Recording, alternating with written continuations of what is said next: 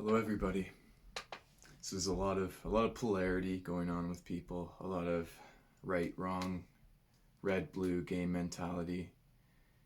And the message I just wanted to put on today is that no matter what you think or what you believe, you're not right or wrong. These are just these are just concepts. These are words. These are labels that people use to define certain things that are actually beyond definition. And often we want to put things in their box and tell them exactly what they are so we don't need to think about them anymore. And the most important thing is that we can all be together as people with different beliefs, and that our own callings to our health and what we need to do for our lives are fulfilled, and to know that we have all the power within us to live a beautiful life connected with who we are, supporting other people for what they feel and what they think, to not put anything above or below. Because regardless of what I think, regardless of what you think, it's just a thought and it's just a perception. And I have my perception. And I believe the things I perceive based upon my own experience, as do you. And to respect that is the most freeing thing.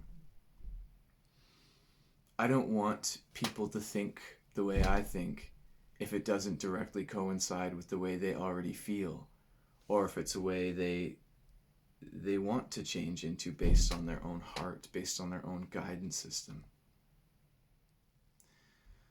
So I think this is the next step. This is the great challenge. This is where we're at with humanity. This is where we've always been, but I think we're closer than ever to really realize this. And can you hold space? Can you realize when you get triggered and you feel the need to be violent with someone, to condemn them, to shame them, to guilt them, to tell them what they are, which none of this is true. It really just takes up this giant story that we're building for ourselves, and then we project it onto other people. Because going back to the four agreements, like never take anything personally, never make assumptions, always do your best, be impeccable with your word. So never make assumptions, because I can never know what's going on inside of your head, and you can never know what's going on inside of my head. And to hold space for that, because anytime we're lashing out and we're getting upset, it's because of what we're feeling on the inside. And our feelings are no more valid than any other person's. They're valid for us, and other people's feelings are valid. But they all need to exist. They are all important. We are all important together. We are all one, period. And anytime we try to divide from this, it's always the ego. It's not even us. It's not even you. So really remember that when this starts happening, is everything you are, everything you think is completely valid. And you're supposed to be exactly where you are. And everyone else is supposed to be exactly where they are. And we may think we have the scenario they should be in figured out, but we don't. And that's a giant backpack full of bricks that we're carrying.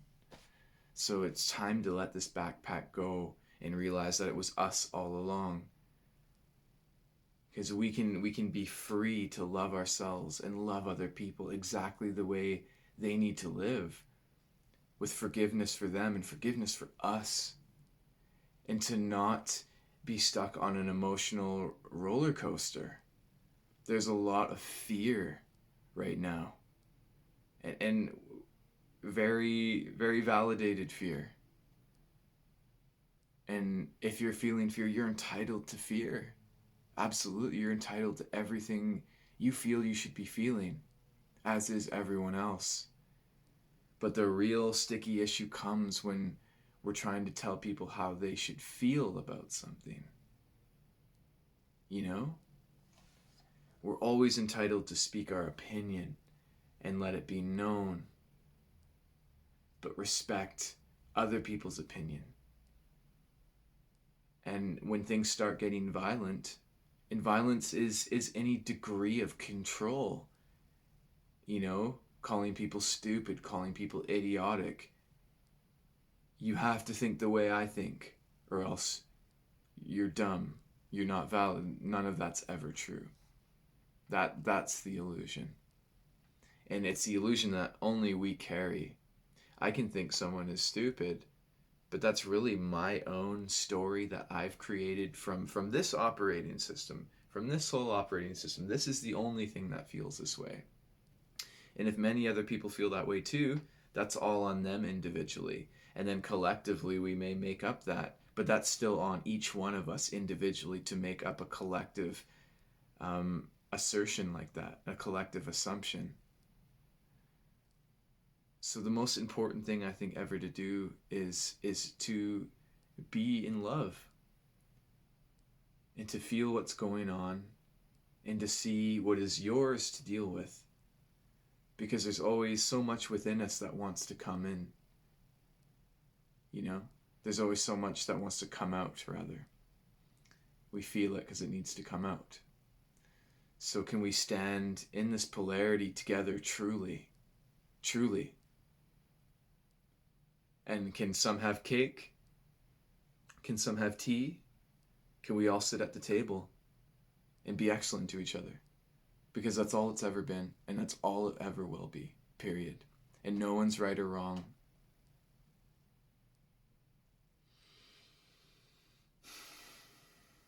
That's the raw, that's the rub, that's the juice. Can you rise above and accept everything for what it is with love? And to realize it is not separate from you. No one is separate from you, regardless of how they dress and how they look and what they think and what they feel and where they work and what they eat. Who fucking they voted for. It doesn't matter. None of this matters. It really doesn't. Can you stand together with people with different views? That's the test. That's the rub. Once we start to approach that, it's very freeing. It's the answer. The answer is unity with differences. Unity with differences. Lots of love.